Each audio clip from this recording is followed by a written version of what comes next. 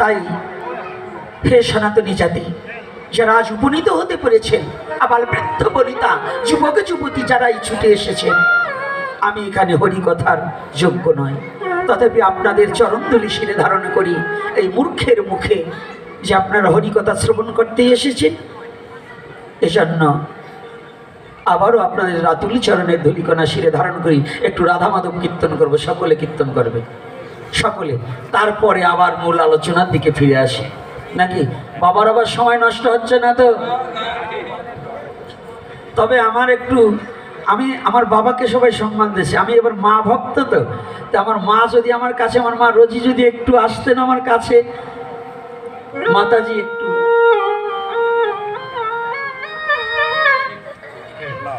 রাধারানী জয় হোক।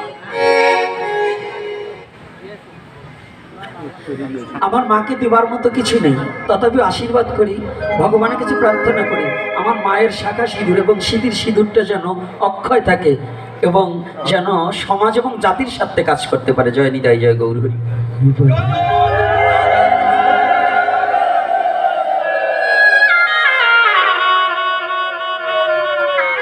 জয় শ্রী রাধে।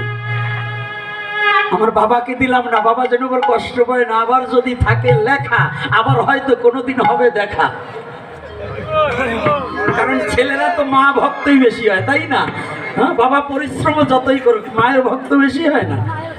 তাই সনাতন ধর্মের দর্শনগুলো বুঝতে হবে। গীতা হচ্ছে দর্শন শাস্ত্র।